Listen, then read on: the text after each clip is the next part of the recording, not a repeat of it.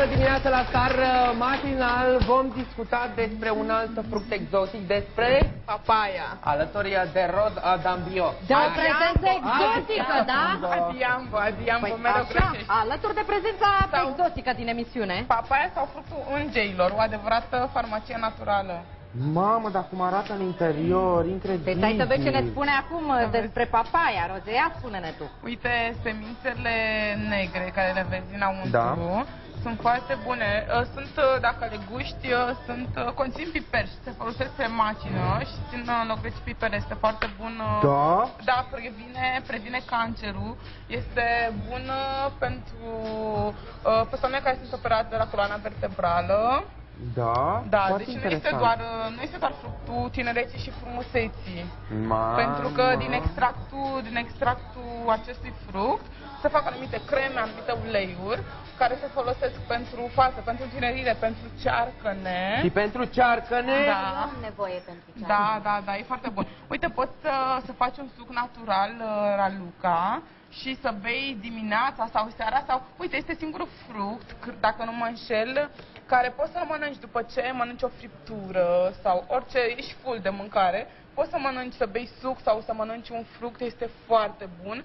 Pentru că conține mai mult, scuză-mă o secundă, conține mai mult beta-caroten decât morcovul, multe vitamine, vitamina A. Vreau să te întrerup o secundă, ne întoarcem la Calafat, acolo unde Gică Popescu își conduce tatăl pe ultimul drum. Avem imagini în exclusivitate.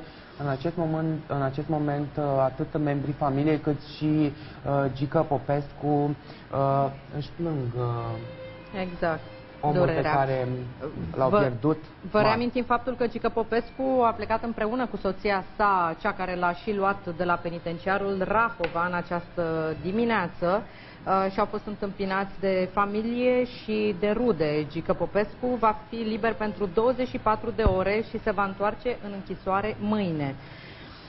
În aceste momente îl vedem în imagini pe Gică Popescu, care își plânge tatăl.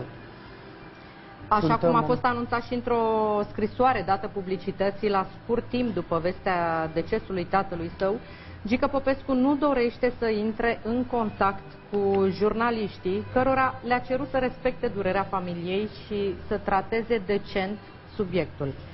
La sosirea acasă, Gică Popescu nu a scos niciun cuvânt și doar și-a îmbrățișat îndelung mama și sora, doborâte de durere.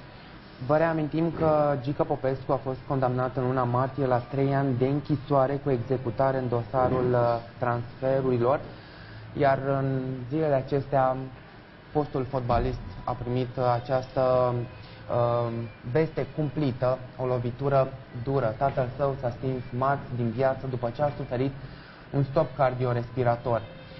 Penitenciarul Rahova i-a dat permise să meargă acasă pentru 24 de ore pentru a-și duce pe ultimul drum, pentru a-și conduce pe ultimul drum pe tatăl său. Zeci de oameni, rude și prieteni, au venit alături de familia lui Gică Popescu și au aprins o lumânare la căpătâiul tatălui fostului fotbalist. Rudele și prietenii știau că Nea Costică, așa cum îi spuneau toți, suferă cumplit de câteva luni de când fiul lui, Gică Popescu, a fost încarcerat. Din păcate, inima i-a cedat. Aș vrea să vă citesc o declarație a tatălui Gică Popescu despre Gică Popescu. Nici nu am simțit că am crescut un băiat așa cum minte a fost. Nu mi-a făcut niciodată belele, nu l-am adunat niciodată beat din cârcium, nu mi-a bătut nimeni la ușă să-mi facă vreun reproș referitor la el. Lui a plăcut să învețe și să joace sport. A avut noroc și de o nevastă bună care a știut să ofere tot ceea ce a avut el nevoie. O să ne mai întoarcem la aceste imagini și o să le comentăm ceva mai târziu, dar până atunci revenim la subiectul nostru. Discutam despre papaya.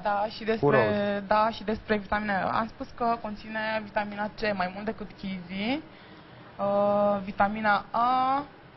Mamă, câte vitamine!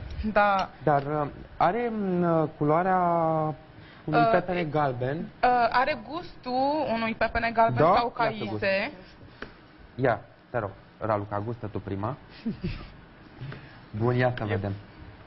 Iar boabele, incredibil, parcă sunt de piper. Da, chiar și la gust.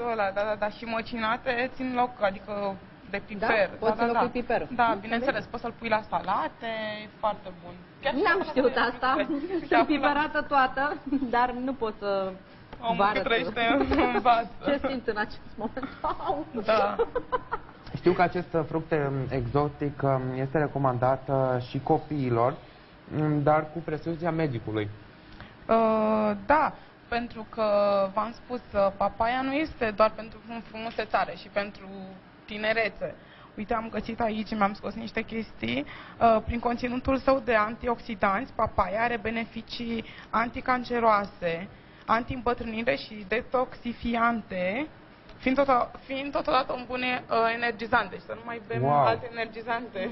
E foarte ok să mănânci un fruct de cafea, cu atâtea beneficii. Deci papaia este un fruct miraculos, așadar cumpărați-l și consumați-l. Roz, îți mulțumim foarte mult că ai fost în această dimineață alături de noi și te mai așteptăm, de ce nu, să ne mai povestești de